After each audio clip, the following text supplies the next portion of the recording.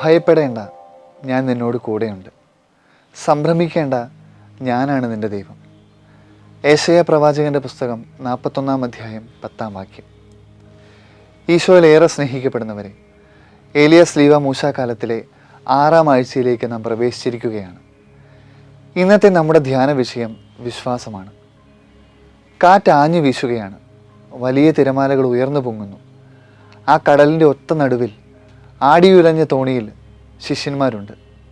അമരത്ത് ഈശോ ശാന്തമായി ഉറങ്ങുന്നു.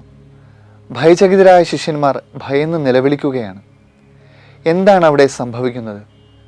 നാളിന്നോളം യേശുവിനെ വിശ്വസിച്ച് കൂടെ നടന്ന ശിഷ്യന്മാർക്ക് എവിടെയാണ് തെറ്റുപറ്റിയത്? അരികിലുള്ളവൻ ആരെയും കാൾ ശക്തനാണെന്നറിഞ്ഞിട്ടും ഒരു നിമിഷത്തെ ഭയപ്പാടിൽ പതറിപ്പോയത് എന്തുകൊണ്ടാണ്? ഇങ്ങനെ അനേകം ചോദ്യങ്ങൾ ഇന്നത്തെ സുവിശേഷം നമുക്ക് മുൻപിൽ തുറന്നു വയ്ക്കുന്നുണ്ട്. ശോഷിച്ച വിശ്വാസം എന്നൊക്കെ ഒറ്റ വാക്കിൽ ഉത്തരം പറയാം. എന്നാൽ അല്പം കൂടി സൂക്ഷ്മമായി വായിച്ചാൽ തുടക്കത്തിലെ തന്നെ മനസ്സിൽ പതിയുന്ന ചില ചോദ്യങ്ങളും കൂടിയുണ്ട്. എങ്ങനെയാണ് ആർത്തിരമ്പുന്ന കടലിൻ്റെ നടുവിൽ അമരത്ത് ഈശോ കിടന്നുറങ്ങിയത്? ഉത്തരം ലളിതമാണ്. സകലതും സൃഷ്ടിച്ച പിതാവായ ദൈവത്തിലുള്ള തൻ്റെ പൂർണ്ണമായ വിശ്വാസം കൊണ്ട്. അതുകൊണ്ട് തന്നെയാണ് കാറ്റിനെയും കടലിനെയും ശാസിച്ചുകൊണ്ട് ശിഷ്യന്മാരോട് ചോദിക്കുക, നിങ്ങൾ ഭയപ്പെടുന്നത് എന്ത്? നിങ്ങളുടെ വിശ്വാസം എവിടെ? വിശ്വാസം അത്രമേൽ ആവശ്യമുണ്ടെന്ന് ഈശോ ഓർമ്മിപ്പിക്കുന്നു.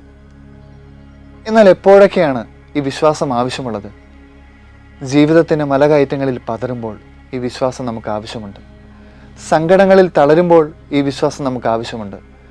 പ്രതീക്ഷകൾ അസ്തമിക്കുമ്പോൾ ഈ വിശ്വാസം നമുക്ക് ആവശ്യമുണ്ട്. അങ്ങനെ ജീവിതത്തിൻ്റെ ഓരോ നാഴികയിലും ഈ വിശ്വാസം നമുക്ക് ആവശ്യമുണ്ട്. ജീവിതത്തിൻ്റെ ഇരുണ്ട നിമിഷങ്ങളിൽ അവിടുന്ന് നമ്മോട് പറയുന്നുണ്ട്, ഭയപ്പെടേണ്ട, ഞാൻ നിന്നോട് കൂടെയുണ്ട്. ബൈബിളിൽ ഏകദേശം 365 തവണ ഈ വാക്യം കാണാനായി സാധിക്കും. മറ്റൊരർത്ഥത്തിൽ പറഞ്ഞാൽ ഓരോ ദിനവും അവിടുന്ന് നമ്മോട് ഇപ്രകാരം പറയുന്നു. ഇനി ശിഷ്യരെ പറ്റി ചിന്തിക്കാം. തകരുന്ന തോണിയിൽ വിശ്വാസം നഷ്ടപ്പെട്ടപ്പോൾ അവർക്ക് വേണ്ടിയിരുന്നത് 2 തരത്തിലുള്ള ബോധ്യങ്ങളായിരുന്നു. ഒന്നാമത്തേത്, ഈ തോണി ഒരിക്കലും മുങ്ങില്ല, കാരണം കർത്താവ് എൻ്റെ കൂടെയുണ്ട്. രണ്ടാമത്തേത്, ഈ തോണി മുങ്ങിയാലും എനിക്ക് പ്രശ്നമില്ല, കാരണം കർത്താവ് എൻ്റെ കൂടെയുണ്ട്. ഇനി മറ്റൊരു കാര്യം, ശിഷ്യരോട് ഉപമിക്കേണ്ടത് നമ്മളെ തന്നെയാണ് എന്ന് മറക്കരുത്. ആടിയുലയുന്ന ജീവിതത്തെ വിശ്വാസം കൊണ്ട് പിടിച്ചു നിർത്താൻ പാടുപെടുന്ന ഒരു കാലമാണിത്. ഏറെ പ്രത്യേകമായി ഇന്ന് ആഗോള കത്തോലിക്ക സഭ പ്രേക്ഷിത ഞായറായി ആഘോഷിക്കുമ്പോൾ ഒരു ജീവിതാനുഭവം കൂടി പങ്കുവെക്കാം. മിഷൻ യാത്രയിൽ പരിചയപ്പെട്ട ഒരു സിസ്റ്ററെക്കുറിച്ചാണ്. സിസ്റ്ററുടെ പേര് റെജിനിറ്റ. തെലങ്കാനയിലെ ഒരു ഉൾഗ്രാമത്തിലാണ് സിസ്റ്റർ ഇപ്പോൾ ഉള്ളത്. വയസ്സ് ഏകദേശം 75 കഴിഞ്ഞു. ഞങ്ങളവിടെ ഉണ്ടായിരുന്ന എല്ലാ ദിവസവും സിസ്റ്ററും ഞങ്ങളോടൊപ്പം വില്ലേജിൽ വരുമായിരുന്നു. നടുവിനൊരു സ്റ്റീൽ കമ്പി ഉണ്ടെന്നൊക്കെ പറഞ്ഞു. പ്രായത്തിൻ്റെ വേദനകളൊക്കെ നന്നായിട്ടുമുണ്ട്. പക്ഷേ സംസാരവും പ്രവൃത്തിയും അത് തോന്നിച്ചിട്ടേയില്ല. അത്ര തീക്ഷ്ണതയോടെയാണ് ഓരോ കാര്യങ്ങളും സിസ്റ്റർ ചെയ്തിരുന്നത്. പിന്നീട് ഒരിക്കലാണ് ശ്രദ്ധിച്ചത്, സിസ്റ്ററിൻ്റെ കയ്യിലെ വിരലുകളിലൊന്ന് നഷ്ടപ്പെട്ടിട്ടുണ്ട്. അതെന്തു പറ്റിയതാണെന്ന് ചോദിച്ചപ്പോൾ സിസ്റ്റർ പറഞ്ഞ അനുഭവമാണ് ഇനി പറയുക. മിഷൻ പ്രവർത്തനത്തിനായി അവിടെ എത്തിച്ചേർന്ന ആദ്യ നാളുകൾ സിസ്റ്റർമാർ ഒത്തുചേർന്ന് ഒരു സ്കൂൾ പണിയുന്നു. പതിയെ പതിയെ അവിടെ കുട്ടികൾ വന്നു ചേരുന്നു. എന്നാൽ ഒരു രാത്രിയിൽ അപ്രതീക്ഷിതമായി അവിടുത്തെ ചില ആളുകൾ മഠത്തിൻ്റെ ഗേറ്റ് ചവിട്ടിപ്പൊളിച്ച് ഉള്ളിലേക്ക് കയറി വന്നു. സ്കൂളിൻ്റെ പ്രവർത്തനം നിർത്തണമെന്നും നിങ്ങളെല്ലാവരും ഇവിടെ നിന്നും പോകണമെന്നുമായിരുന്നു അവരുടെ വാദം. സംസാരത്തിനിടയിൽ അവരിൽ ഒരാൾ കയ്യിലിരുന്ന കത്തിയെടുത്ത് സിസ്റ്റർ നേരെ ആഞ്ഞു വീശി. തടയാനായി കൈ ഉയർത്തിയതാണ്. കയ്യിലെ ഒരു വിരൽ അറ്റുപോയി. ഇത് പറയുമ്പോഴും സിസ്റ്ററിൻ്റെ മുഖത്തൊരു ചെറു പുഞ്ചിരിയുണ്ട്.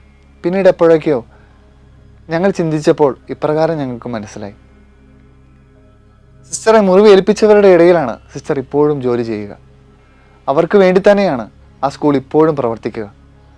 അവരുടെ ഇടയിൽ നിന്നുകൊണ്ടാണ് സിസ്റ്റർ ഇപ്പോഴും ചിരിച്ചുകൊണ്ട് സംസാരിക്കുക. നമ്മുടെ ജീവിതത്തിലെ വിശ്വാസം പതറിപ്പോയ നിമിഷങ്ങൾ ഏതെന്ന് നമ്മളൊന്ന് എണ്ണി നോക്കിയാൽ അത് ജീവിതത്തിൻ്റെ ഇരുണ്ട രാത്രികൾ തന്നെയാണെന്ന് ഉറപ്പാണ്. പക്ഷേ ഇന്നത്തെ സുവിശേഷം പഠിപ്പിക്കുന്നത് മറ്റൊന്നാണ്. ജീവിതത്തിൻ്റെ തകർച്ചകളെ ആഴമുള്ള വിശ്വാസം കൊണ്ട് നേരിടണമെന്ന് ഈശോ നമ്മെ പഠിപ്പിക്കുന്നു. അവസാനമായി പറയാനുള്ളത് ഇത്രമാത്രം: വിശ്വാസം നമ്മെ കാത്തുരക്ഷിക്കും. അത് ഏതു കടലിൻ്റെ നടുവിലായാലും. ദൈവത്തിന് സ്തുതി. ആമേൻ.